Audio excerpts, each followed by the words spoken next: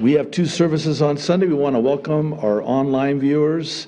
First service is the Bible Prophecy Update that we do weekly, have for many, many years. And the second service now is the actual sermon. It's a verse-by-verse teaching currently in the book of James. And today we're going to talk about talk. Specifically, straight talk, about talk, as fellow believers in and followers of Jesus. For those of you that read ahead to stay ahead, you know what's ahead in chapter 3, verses 1 through 12, which will be our text.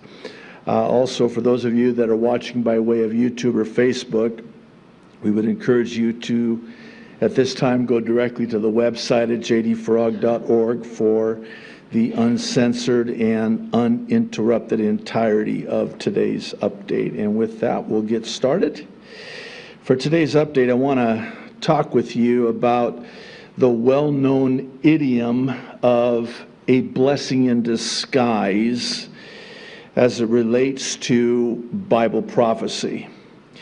A simple definition of a blessing in disguise is that of a good thing, initially seeming like it was a bad thing, that in the end turned out to be disguised as a blessing. Doubtless most are aware of the many scriptures to this effect, but the two that I would like to draw your attention to today are Genesis 50:20 and the well-known promise in Romans 8:28. Let's start with Genesis 50:20, one of my favorite verses in all of the Bible, along with all of the verses in all of the Bible. But this is when Joseph is addressing his brothers, and he says to them, "But as for you, you meant evil against me, but God meant it for good, in order to bring it about as it is this day, to save many people alive."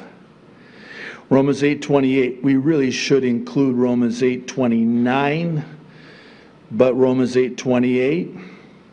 And we know that God causes all things to work together for good, and here's the qualifier, to those who love God, to those who are called according to his purpose, which is what verse 29 defines, what that purpose is, what the purpose of God is in our lives, which is chiefly to conform us into the image of his Son, Jesus Christ.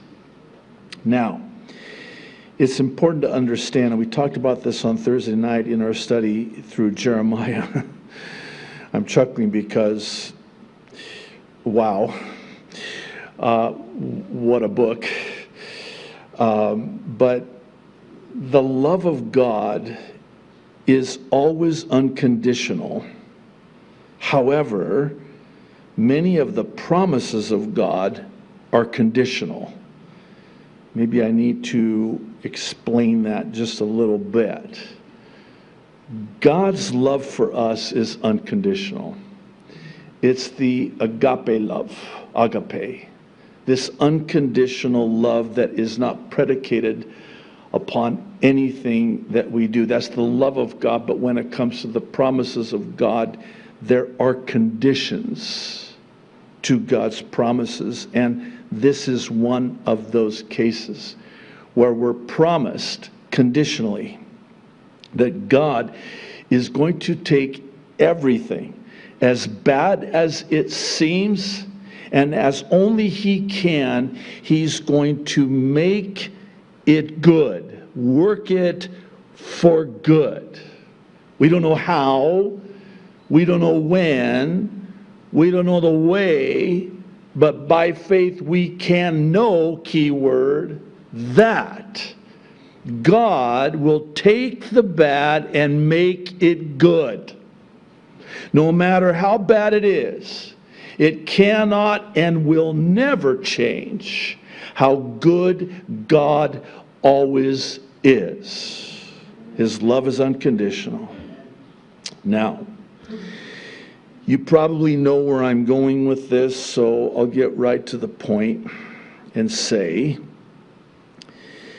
that the last 2+ years have been a blessing in disguise. Would you agree? The enemy, through man's wickedness, has intended all of this for evil. But God has meant it for good. And this in 2 ways. The first of which is that non-Christians are coming to a saving knowledge of the Lord. And secondly, Christians are coming closer to the Lord. Again, God, as only He can, and is always so faithful to do, has caused all that's happened, is now happening, and even that which is yet to happen, to work together for the good and His glory. That's important, because in the end, God will be glorified. However, in so doing, this is also having the effect of exposing the evil and the wickedness of man as we approach the final 7 years of human history as we know it. And I personally believe that we are on the cusp of the 7-year tribulation.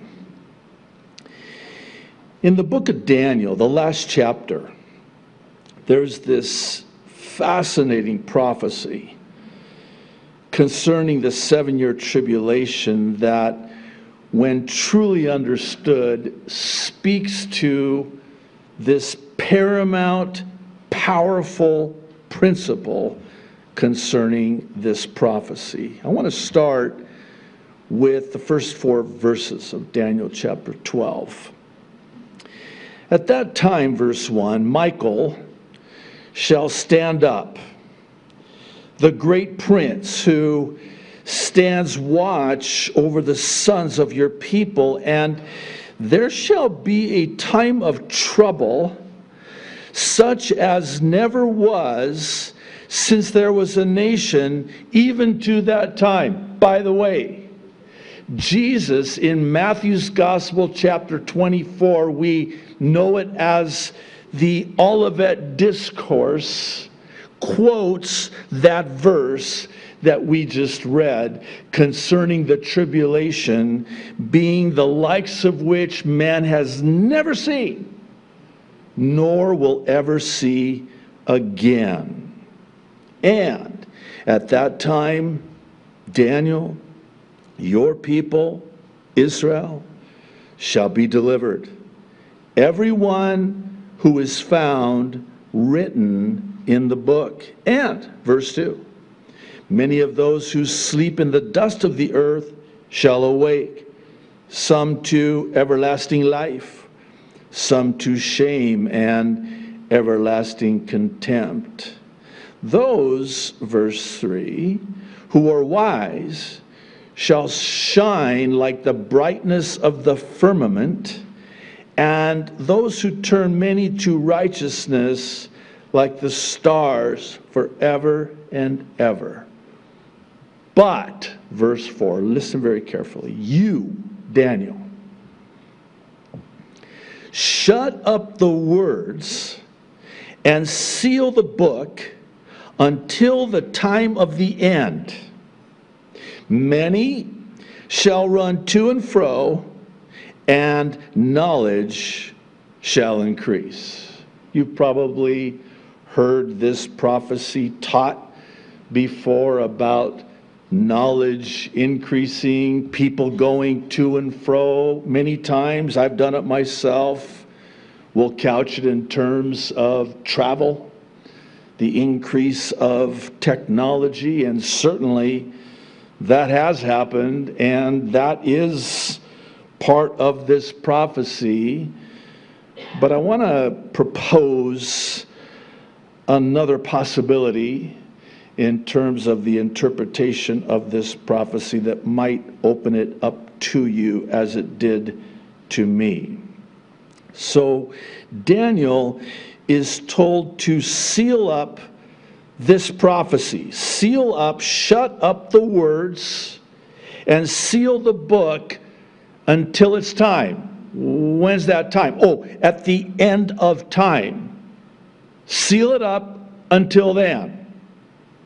Now, what if instead of reading this as many shall run to and fro and knowledge shall increase, that we read it also this way?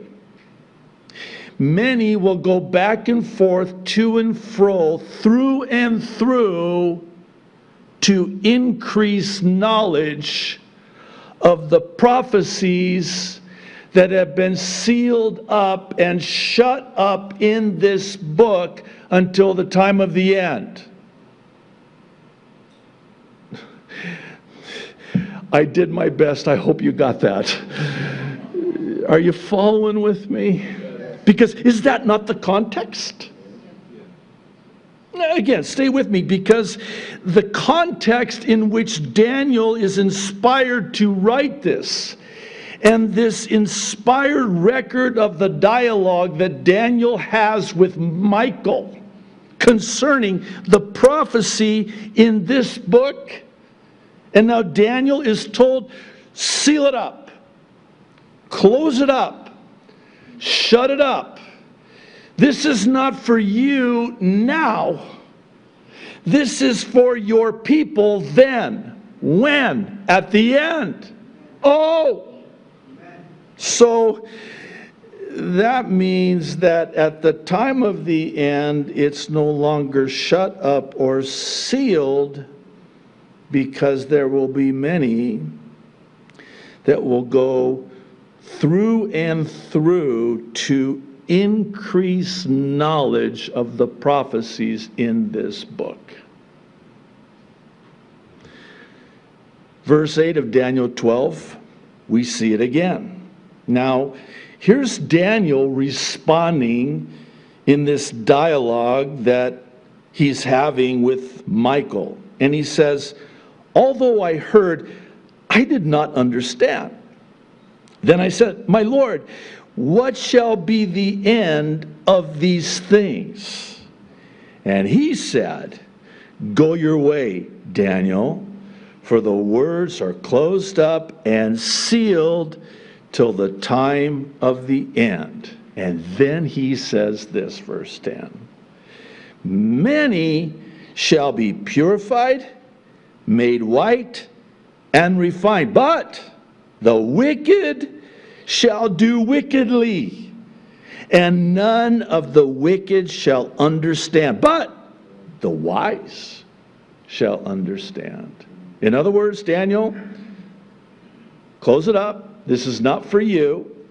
You go your way, Daniel. But at the time of the end, those who do wickedly will continue to do wickedly. And those who do righteously will continue to do righteously. And oh, by the way, Daniel, it will be those who are wise that will understand, but the wicked will not understand. Now, let's fast forward to the last chapter of the last book of the Bible, the book of Revelation, chapter 22.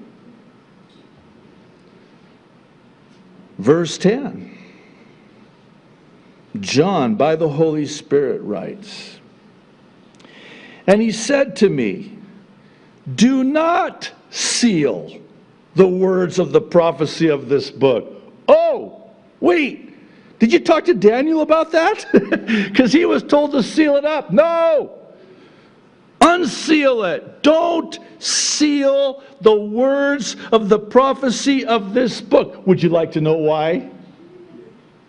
For the time is at hand. Translated, it's time to open it up.